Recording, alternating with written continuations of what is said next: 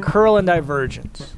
The goal is to calculate the curl and divergence of the vector field with components p, q, and r, and all of them are functions of x, y, and z. Or if you're in the plane, just x and y. So let's talk about some definitions. Number one, the del operator, del. The del operator looks like this triangle here. It's a differential operator, and we use a vector notation for it. Del is equal to the vector of differential operators. d dx, d dy, d dz. This is not a true vector because d dx and d dy and d dz, they're operators, they're not numbers. They're not even variables, they're operators. It's like having a vector with plus, minus, and times in it. So it's kind of an abuse of our notation we developed, but we do it for a good reason. One thing we can use the del operator for is to create the gradient given by del f. So del f. It almost looks like multiplication, doesn't it? But what is it really? Well, if you think about what f is, little f is a scalar function, right? So what would del f represent? Del f would be the vector df with components df dx, dy dx, df dy rather, and df dz. Or in the more familiar notation, f sub x, f sub y, f sub z. That's what del f is. That's what we learned about in the last chapter, right? So how is del operating on f? Well, we think of it almost like a multiplication operator, right? Kind of looks like scalar multiplication, but it's not. We're taking derivatives of f with respect to x, y, and z. So it's something new altogether, I guess is what I'm trying to get across. Okay. But there's other ones we can talk about that we haven't learned about yet. Other ways to create derivatives, I suppose. These are all forms. What we're about to talk about, curl and divergence first, they're forms of derivatives. So let's talk about the divergence. So the divergence of f, okay, so symbolically, how can we think of this del operator in creating the divergence? Like this. Del dot f. So we kind of think of the gradient as del times f, even though it's not multiplication. We kind of think of it like scalar multiplication. We think of this one like the dot product. So what could that possibly really be? It's not really a dot product because del is not really a vector. Okay, well think about it. If we write this out, del dot f would be the vector of operators d dx, d dy, and d dz dotted with, oh, and I used the wrong notation here. I meant to say a vector field f because it wouldn't make sense to take a dot product unless both the things you're taking the product of kind of act like vectors. Okay? So this was supposed to be a vector field f. Okay, so that would be p, q, and r, right? p, q, r. And so while not a true dot product, what do you think this would have to represent? Think of how we form the dot product. We take the corresponding entries in the vectors and multiply them together. Well, instead of multiplying, we'd be taking derivatives. So we take d dx of p, or dp dx. And then what do? We add, right? dq dy, d dy of q, or dq dy. So add that in there. And then d dz of r, or dr dz, and we add all those together. Okay, so it kind of looks like a dot product, but the operation isn't multiplication, it's taking a derivative. Does that make sense? And by the way, that's the reason for the abuse of the notation here. By making del f look like a vector, we make this operation, or what we're doing with del f, look familiar. Dot product is very familiar to us, isn't it? Okay, so you see divergence of f, think del dot f. And by the way, what notation do we use for this? divf. Same thing, if you see that. Okay? The curl of f. All right, so this is the actual notation. Oh gosh, okay, I'm getting ahead of myself. Curl of f. And then the shorthand is curl f. Okay, what do you think the analogy is going to be here? We used scalar multiplication. We used, that was del f, del little f. We used dot product, del dot vector field f. Cross product, del cross f. And so I'm not going to try and write down the formula, but I will show you how we remember it. We use the good old pseudo determinant with I, j, k across the top. And then in the middle is the vector of operators ddx, ddy, and ddz. And then across the bottom we put in the components of f, p, q, and r. And we calculate this, and we get what's called the curl of f. Now, as you will find out later on, in the last section, we're going to give a physical explanation to what the divergence means and what the curl means. And they have huge applications in fluid flow, where the fluid can be a gas or a liquid or some kind of field, like an electric field. Okay? So huge applications in physics. But for today, all I have time to do is define what these operators do. Let's find the divergence and curl. So there's two parts to this. We're going to find div f first, the divergence of f. So let's just write it down again. Remember, we think of divergence of f as del dot f, which is the vector of partials dotted with p, q, and r, which in this case are p is x e to the y, q is x z, and r actually is z e to the y. Okay, so now we think of it like a dot product, but we're taking derivatives instead of taking a product of each corresponding component. So you think, okay, I'm going to take ddx of x e to the y. What does that give me? Just e to the y. Is that clear? I'm going to add that to what? You guys tell me. ddy of xz, which is just 0, right? X times z is a constant with respect to y, plus ddz of z e to the y, which is just e to the y. So what do we get? We just get 2e to the y. That's it. That's the divergence.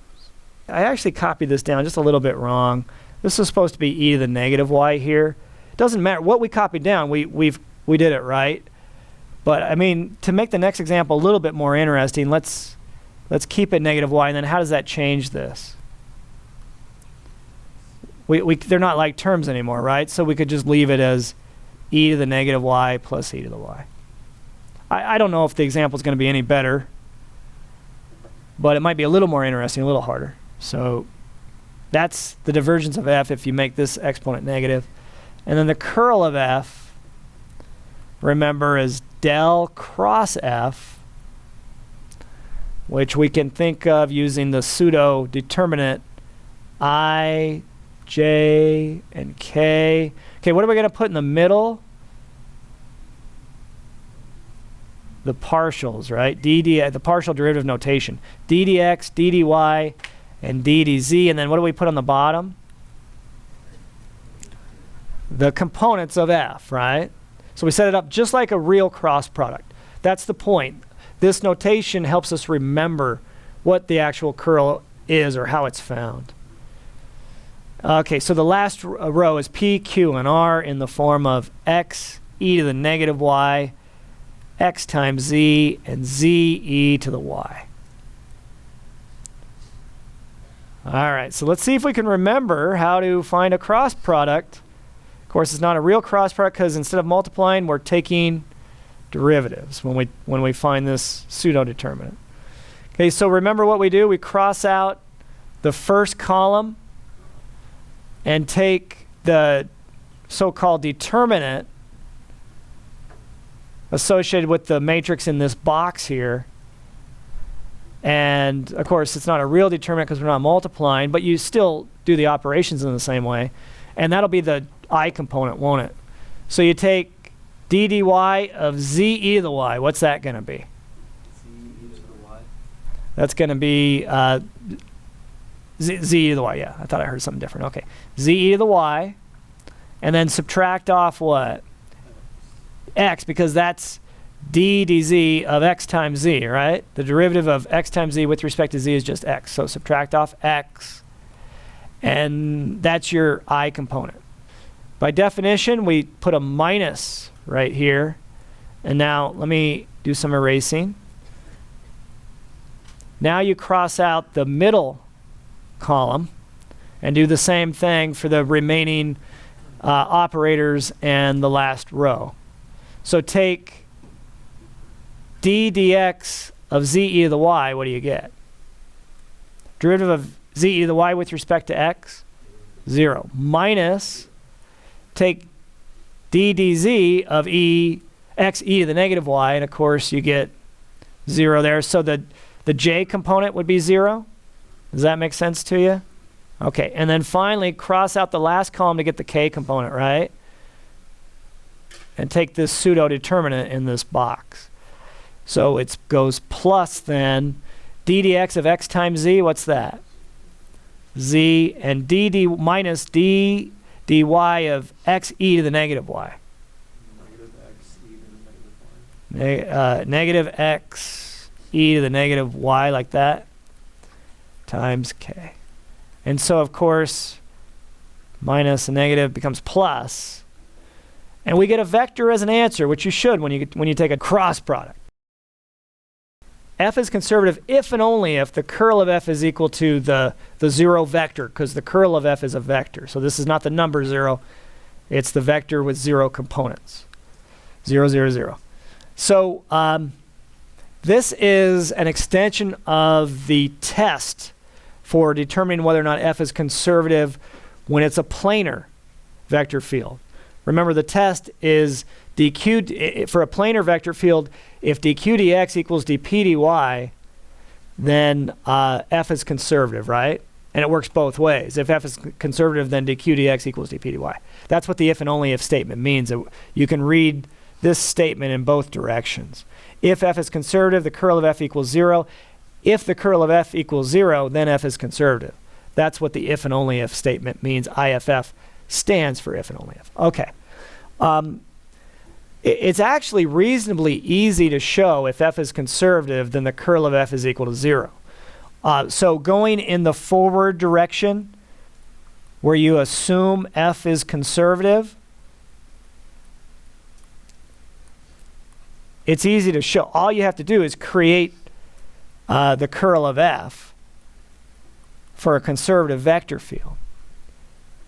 Kind of like what we just did in the last example, ijk, d dx, d dy, d dz, the vector of operators, and then, okay, if f is conservative, then it has a potential function, right?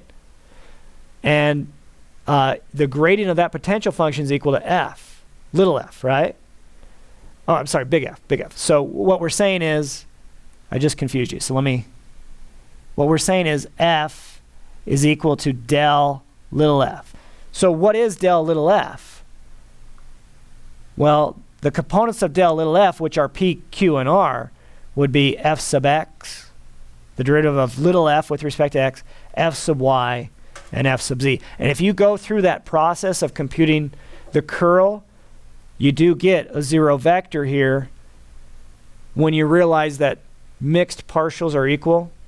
So f sub xz is equal to f sub zx. Then you get everything zeroes out when you do this. And I'm going to let you guys figure that out on your own, but it's easy. Going the other way, you need something called Stokes' theorem, which we'll talk about probably the last day of class. In other words, to prove that if you assume the curl of f equals 0, if you assume that, then you can show that f is conservative.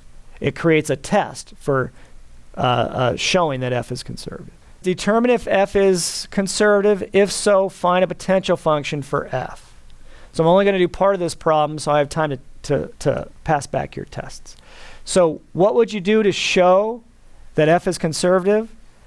You would show, so let me write this out. To show f conservative,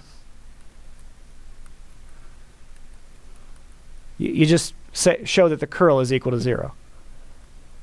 Take the curl of f to show it is 0, the 0 vector, i.e. show the curl of f equals the 0 vector. Okay? That's the part I'm not going to do. We just found the curl for you. You can do that. Okay? It would just look like this. The curl of f, okay, ijk across the top, d dx, d dy, d dz across the middle, and then put the components of f in here, e to the z, 1 x e to the z, and take the curl of that and you will get 0. If I copied it down right, I did. Okay, so the part I want to show you is going to help you with previous homework as well.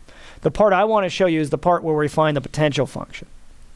So the potential function, think about it. If the potential function exists, then f sub x, where f is your potential function, f sub x is going to equal e to the z. F sub y is going to equal 1. And f sub z is going to equal x e to the z. Okay? So how do we find the potential function? Well, can't we integrate to find f? Yeah. So again, we're looking for a scalar function such that we can take the gradient of it and get the vector field that we're given. So we should be able to do this then. We should be able to say that f of x, y, z is equal to the integral of p, essentially, which is e to the z.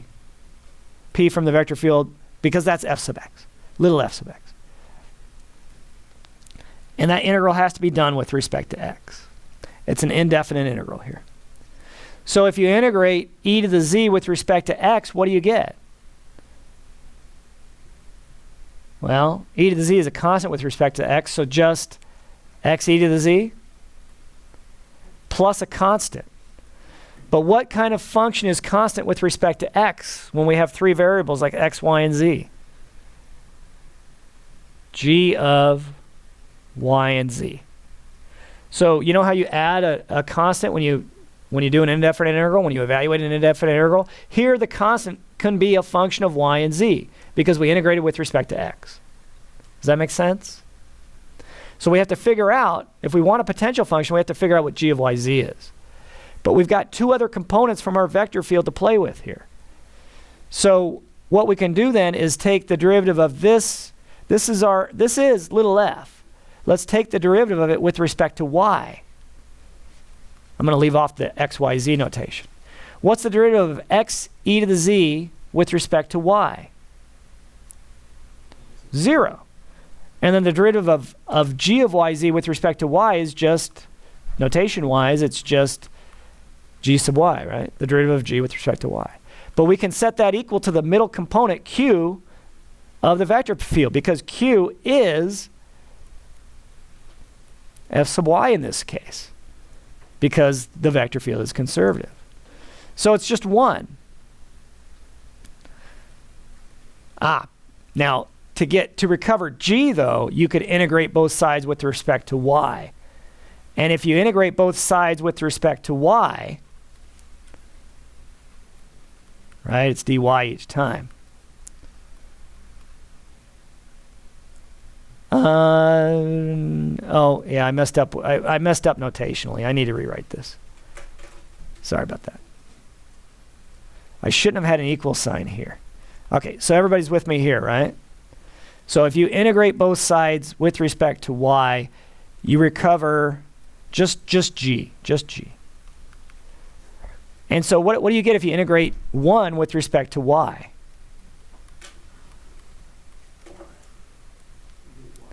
Plus a constant. But what's a constant with respect to y? When the function involved 2 variables, y and z, isn't z a constant with respect to y?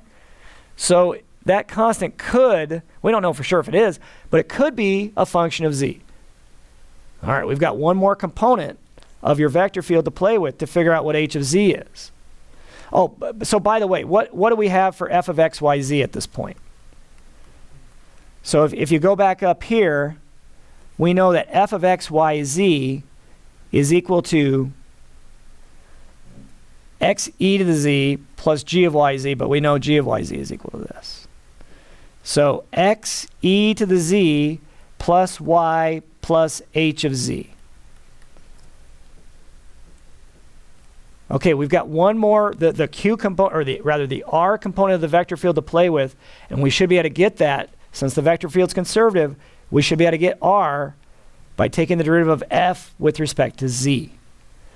Oh, okay, so what's the derivative of this with respect to z? X e to the z with respect to z is? X e to the z.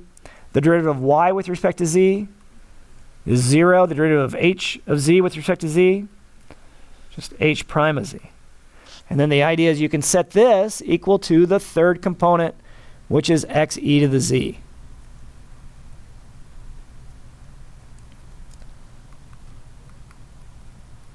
Okay, now look. This guy, so we've got to focus on this equation right here. This guy, x e to the z, and this guy are the same, right? So if you subtract them from both sides, you get h prime of z is equal to 0. It should have been x e to the z, I believe. I think I just copied it down wrong. Yeah, I did.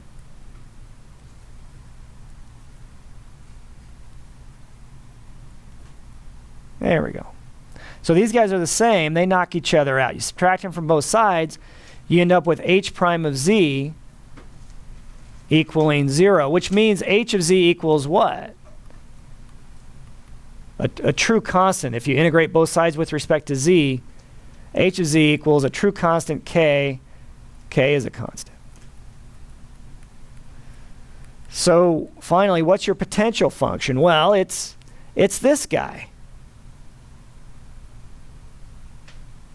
But you have to replace h of z with k. So f of x, y, z is equal to x e to the z plus y plus k. I'll do a cursive little k here because it's not, it's not k from the vector notation k. It's just a constant k. So this is your potential function. And of course, you could use that to evaluate a line integral using the fundamental theorem of line integrals if you wanted to. But I'm out of time, so that's it.